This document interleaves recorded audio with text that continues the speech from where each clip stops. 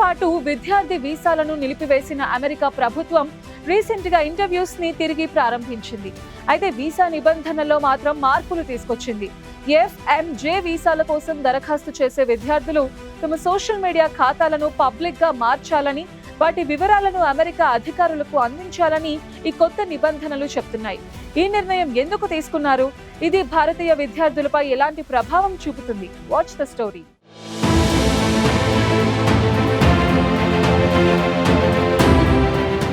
విదేశీ విద్యార్థుల కోసం ట్రంప్ ప్రభుత్వం కొత్త నిబంధనలను అమలు చేస్తోంది.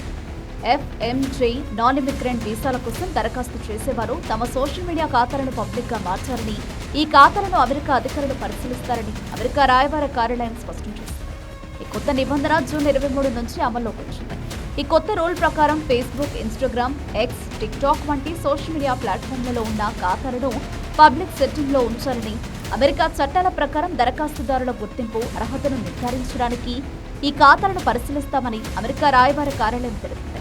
జాతీయ భద్రతను బలోపేతం చేయడం, వీసా ప్రక్రియలో సమగ్రతను నిర్ధారించడం కోసం కొత్త రూల్ను తీసుకొచ్చినట్లు డొనాల్డ్ ట్రంప్ ప్రభుత్వం పేర్కొంది. అమెరికా పౌరులు సంస్కృతి లేదా అమెరికా ప్రభుత్వానికి వ్యతిరేకంగా పోస్టులు ఉంటే వాటిని గుర్తించి వారి వల్ల అమెరికా జాతీయ భద్రతకు ముప్పు వాటిల్లుతుందని, అలాంటి వారికి వీసాలు ఇవ్వలేమని అమెరికా ఇమిగ్రేషన్ అధికారులు చెబుతున్నారు.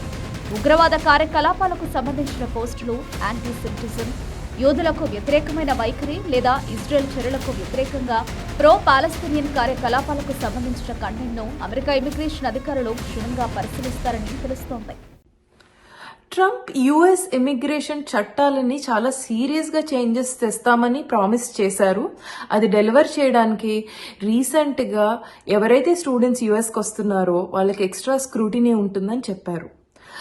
రీసెంట్ గా US embassy in India and తదితర యుఎస్ ఎంబసీస్, కాన్సులేట్స్ వాళ్ళ అఫీషియల్ అకౌంట్స్ లో, వెబ్ పేజెస్ లో అందరికీ సూచనలు ఇవ్వడం జరిగింది. ఆ సూచనలో భాగంగా మీ సోషల్ మీడియా అకౌంట్లని మేము చాలా క్రిటికల్ గా స్క్రూటినైజ్ చేస్తామని చెప్తున్నారు. దీంట్లో భాగంగా వాళ్ళు ఏమంటున్నారంటే, మీ సోషల్ మీడియా అకౌంట్స్ ఏవైతే ఉంటాయో ఓపెన్ గా పెట్టండి, అవి మేము చూస్తాము, దాని బేసిస్ లో మీరు యుఎస్ కి నేషనల్ థ్రెట్టా కాదా అన్నది డిసైడ్ చేస్తాము అని చెప్తున్నారు. మామూలుగా అసలు నేషనల్ థ్రెట్ అని ఏమనుకుంటున్నారు అన్న క్వశ్చన్ వస్తే దానికి ఆన్సర్, ఎవరైతే టెర్రరిస్ట్ ఆర్గనైజేషన్స్ కి సపోర్ట్ చేస్తారో, ప్రో పాలస్తీన్ గా ఉంటారో, హమాస్ కి సపోర్ట్ గా ఉంటారో, లేదా హెజ్బుల్లా వాటికి సపోర్ట్ గా ఉంటారో, లేదా యుఎస్ కి అగేన్స్ట్ గా ఎవరైతే నినాదాలు తీస్తూ ఉంటారో వాళ్ళని మేము అలౌ చేయము, ఎందుకంటే వాళ్ళు మా కంట్రీకి రెస్పెక్ట్ ఇవ్వట్లేదు అని వాళ్ళు స్పెసిఫిక్ గా కొన్ని గైడ్ లైన్స్ ఇచ్చారు. అదే కాకుండా యాంటీ సెమిటిజం అంటే ఎవరైతే యూదులకి అగేన్స్ట్ గా ఉంటారో, యూదుల్ని చంపేయాలి అలాంటి ఇన్హ్యూమన్ గా మాట్లాడే వాళ్ళని కూడా మేము అలౌ చేయము అని చెప్పి క్లియర్ గా చెప్తున్నారు. సో ఎవరైతే ఇలాంటి కంటెంట్ వాళ్ళ సోషల్ మీడియాలో పెట్టుకుంటారో ఖచ్చితంగా వాళ్ళని ఎలాగో అలా పట్టుకుంటామన్నట్టే వాళ్ళ గైడ్ లైన్స్ ఉన్నాయి.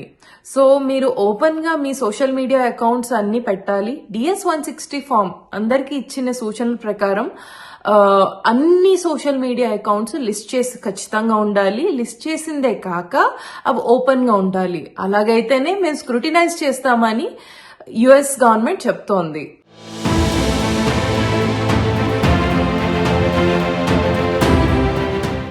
కొత్త నిబంధనలు భారతీయ విద్యార్థులను తీవ్ర ఆందోళనకు గురిచేశాయి. 2023-24 విద్యా సంవత్సరంలో అమెరికాలో 3,31,602 మంది భారతీయ విద్యార్థులు చదువుతున్నారని ఓపెన్ డోర్స్ నివేదిక చెబుతోంది. ఇది అమెరికాలోని అంతర్జాతీయ విద్యార్థుల్లో అత్యధిక సంఖ్య. ఈ విద్యార్థులు అమెరికా ఆర్థిక వ్యవస్థకు సంవత్సరానికి $43.8 బిలియన్, 3,78,000 ఉద్యోగాలకు దోహదం చేస్తున్నారు. అయితే కొత్త నిబంధనల వల్ల వీసా ప్రక్రియలో జాప్యం జరిగే అవకాశం ఉంది. గతంలోనే 2023-24లో 40% వీసా దరఖాస్తులు తిరస్కరణకు గురయ్యాయని, ఇది గత దశాబ్దంలో అత్యధికమని నివేదికలు చెబుతున్నాయి. ఈ నిబంధనల కారణంగా భారతీయ విద్యార్థులు తమ సోషల్ మీడియా పోస్టులను తొలగించడం, ఖాతాలను డిలీట్ చేయడం వంటి చర్యలు తీసుకుంటున్నారు.